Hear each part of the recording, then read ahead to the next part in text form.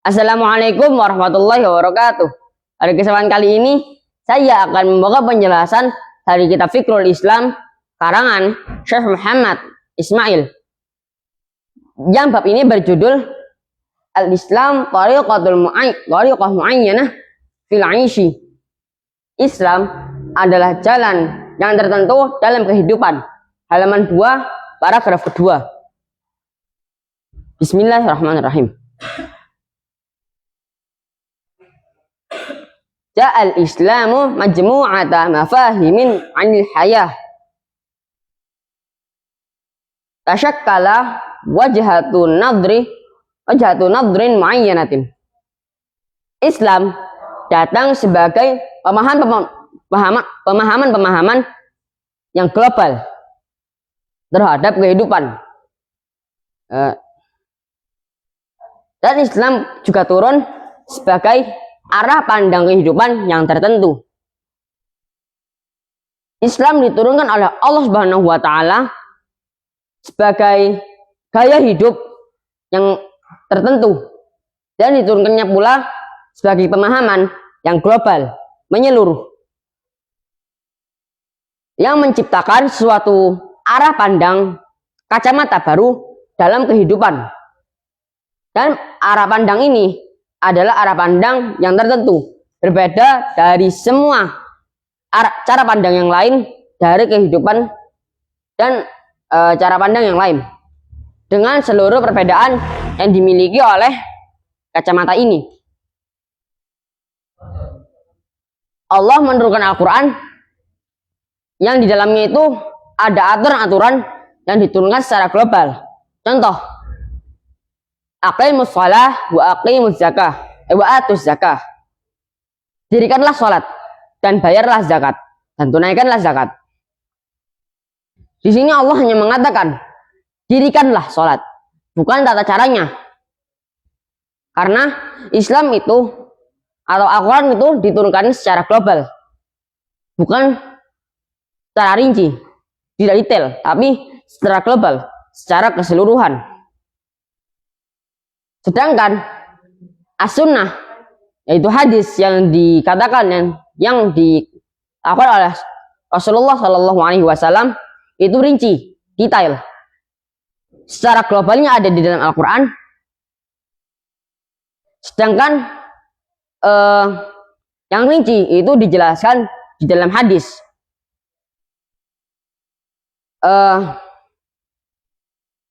Al-Quran dalam bentuk globalnya, dalam bentuk garis besar. Wajah fi khututi aridatin. Dan Islam datang dalam garis besar.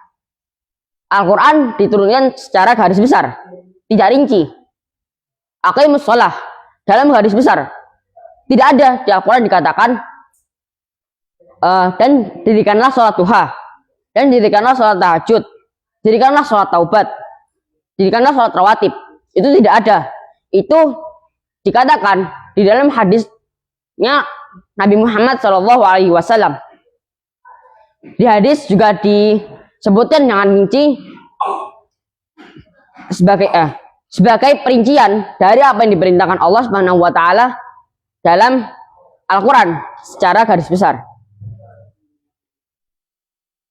Contoh, Allah hanya menyebutkan yang haram secara garis besar dalam Al-Quran. Allah tidak mengatakan makanan-makanan yang halal. Contoh, Allah tidak menyebutkan semua makanan-makanan halal. Karena jikalau semua yang halal itu difirmankan oleh Allah dalam Al-Quran, maka Al-Quran ini tuh bakal tebel. Kalau misalkan kita baca Al-Quran, kita bakal mandeknya di pembahasan tentang makanan halal terus. Karena Allah memberikan yang halal itu lebih banyak daripada yang haram. Allah menyebutkan yang haram itu cuma sedikit. Dalam Al-Quran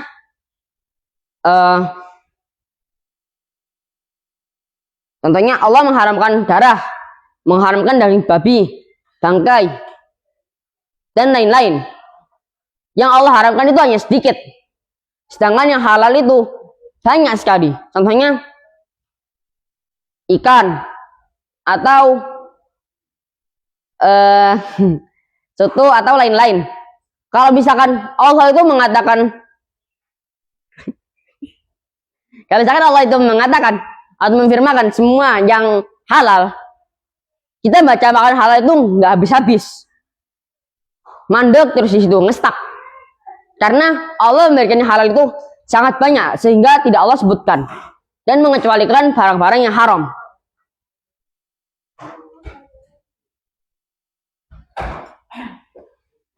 Allah menjadikan Islam sebagai gaya hidup atau kacamata untuk hidup yang baru.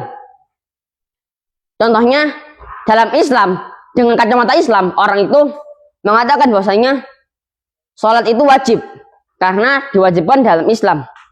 Di Al-Quran telah disebutkan dengan garis besar, dengan global. Sedangkan di hadis telah disebutkan rinciannya, tata caranya. Sedangkan dengan kacamata agama lain, contoh kacamata agama Hindu, yang dia ini menggunakan gaya hidup orang-orang Hindu. Jika dikatakan, kamu kenapa nggak sholat? Sholat kan dalam Islam wajib. Karena dia ini menggunakan kacamata Hindu dengan agama Hindu, dia mengatakan, kenapa aku harus sholat? Sedangkan dalam agamaku, sholat itu tidak penting. Aku tidak butuh sholat.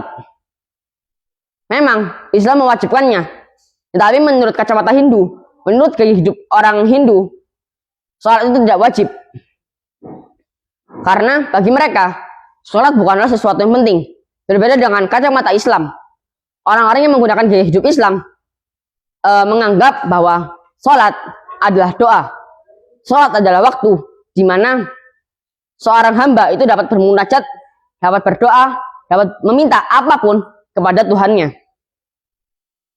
Selanjutnya, ma'ani amatun ta'alaju jami'an masyakil al-insan alil hayati, yaitu berbagai maksud yang umum sebagai penyelesaian seluruh permasalahan manusia dalam kehidupannya. Allah menurunkan Islam dalam pemahaman menjadi pemikiran dan pemahaman yang global sebagai penyelesaian yang menyeluruh atas semua permasalahan-permasalahan manusia dalam kehidupan mereka. Semua yang Allah turunkan ini telah ada sebelum terjadinya permasalahan itu. Allah telah menuliskan, Allah telah menurunkan hukum-hukumnya sebelum terjadinya kejadian yang melibatkan hukum itu. Contoh, hukum dari menzinahi ibunya sendiri atau menikah dengan ibunya sendiri. Sebelum terjadinya kejadian itu, Allah telah menurunkan hukum-hukumnya yang telah Rasulullah sabdakan di dalam hadisnya yang suci.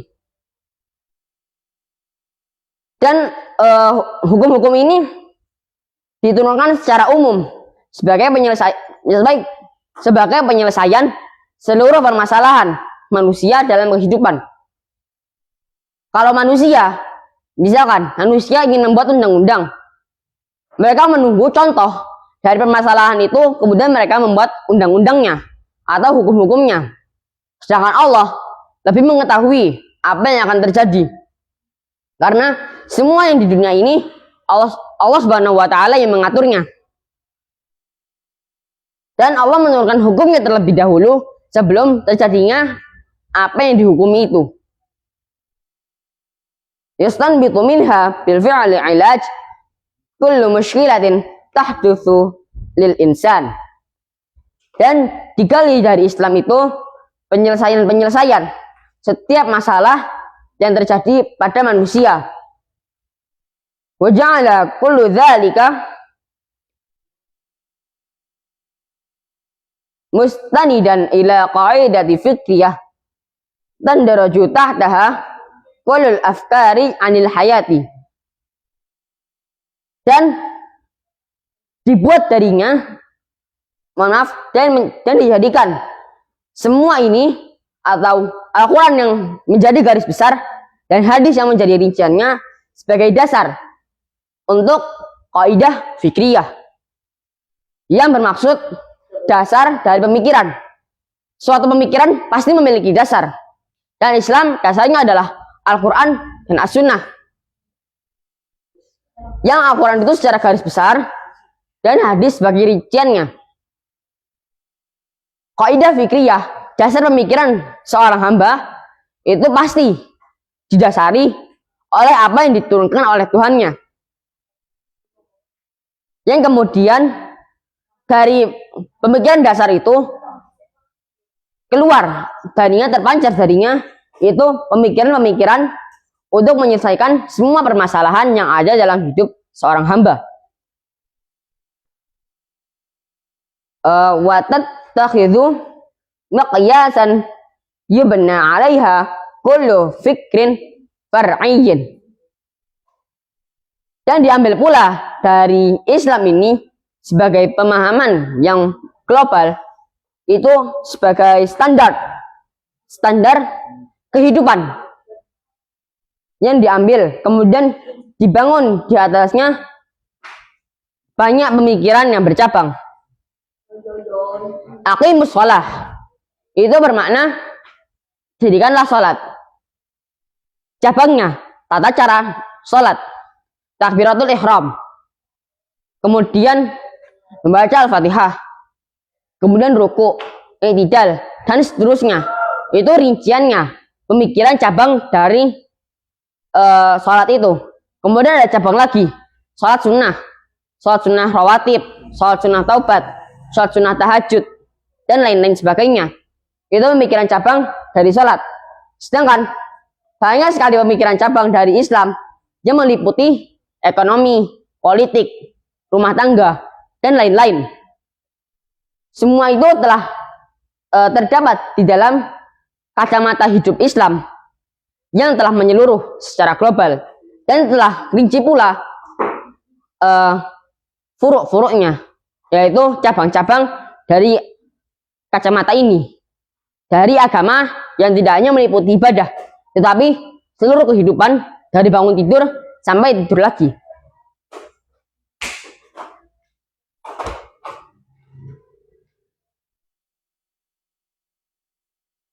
Kama ja'alal ahkam minal mu'alajati wa afkari wara'in munbithaqah anil aqidati. Seperti atau pula dibuat hukum-hukum dari penyelesaian pemikiran serta pendapat-pendapat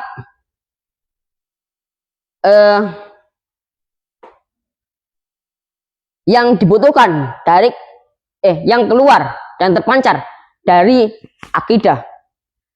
Islam adalah akidah. Islam adalah peraturan hidup. Islam adalah kacamata dan gaya hidup yang khas, berbeda dari gaya hidup yang lain dengan seluruh perbedaannya, dan terpancar keluar dari gaya hidup ini berbagai cabang-cabang pemikiran, dan keluar pula darinya hukum-hukum yang melibatkan penyelesaian pemikiran serta pendapat yang keluar dari akidah-akidah. Mohon maaf, yang keluar dari akidah yang satu, yaitu Islam.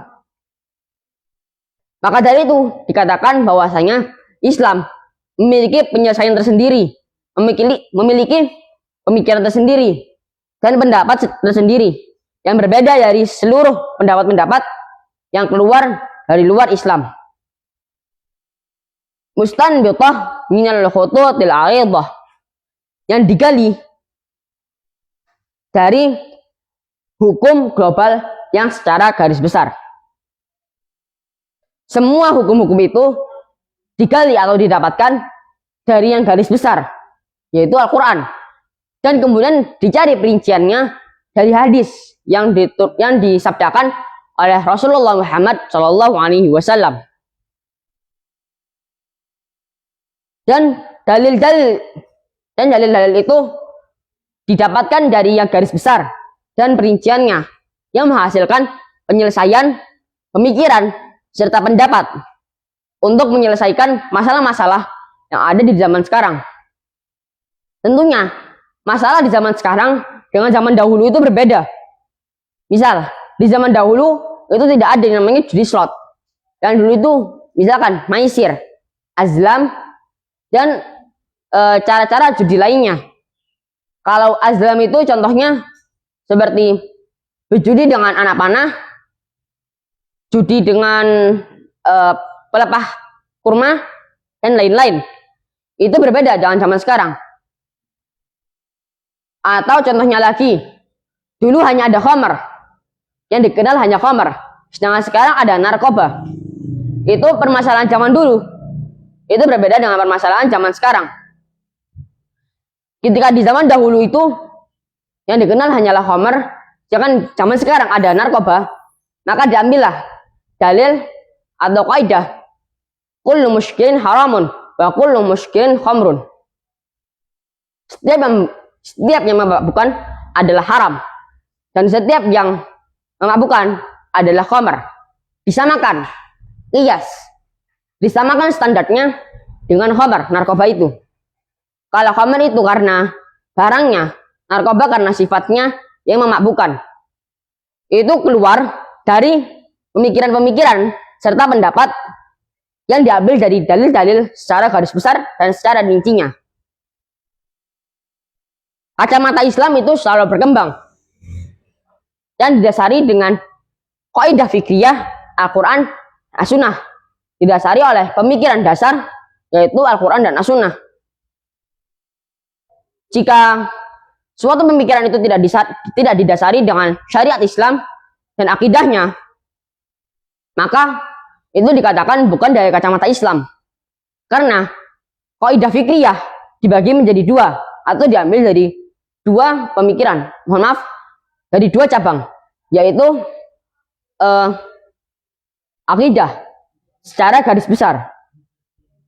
Seperti aqimus shalah, salat itu wajib. Akidah itu ada, akidah itu rukun iman.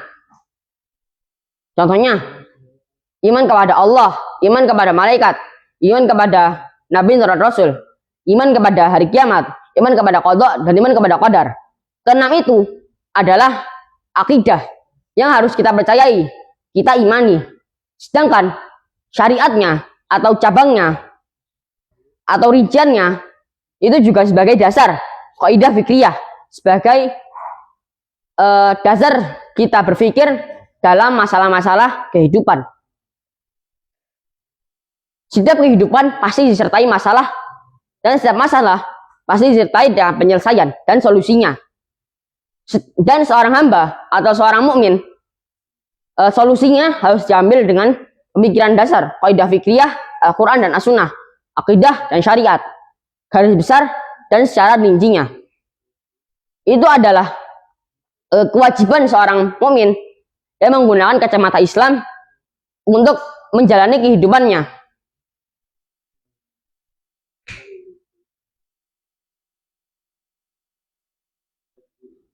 Jadi dari kitab Fiqhul Islam halaman kedua, paragraf kedua, bab al-Islam thariqatun muayyanah fil 'aishi, menjelaskan bahwasanya kacamata Islam adalah gaya hidup yang berbeda. Berbeda dengan seluruh perbedaannya dari gaya hidup yang lain. Khas dan memiliki gaya hidup dan memiliki kaidah fikriyah, dasar pemikiran tersendiri, sangat berbeda dari yang lain. Pemikiran ini didasari oleh Al-Quran dan As-Sunnah sebagai dasar untuk menyelesaikan semua permasalahan hidup, yang memancarkan dari sana hukum-hukum, penyelesaian, pemikiran, pendapat untuk menyelesaikan semua permasalahan dalam hidup seorang hamba. Didasari dengan kedua dasar ini menjadi solusi dalam gaya hidup Islam. Jika tidak didasari oleh kedua ini, tidak ada dalilnya, tidak ada hujahnya, maka itu kemudian dikatakan sebagai ini gaya hidup Islam. Maka sesungguhnya itu bukan gaya hidup yang Islam.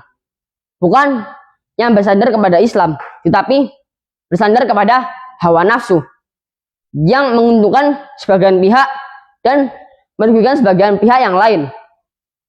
Menguntungkan yang tinggi dan merendahkan yang rendah. Baik, mungkin cukup ini yang saya jelaskan dari kitab Al-Fiqhul Islam karangan Syekh Muhammad Ismail, halaman kedua, paragraf kedua. Baik, wassalamualaikum warahmatullahi wabarakatuh.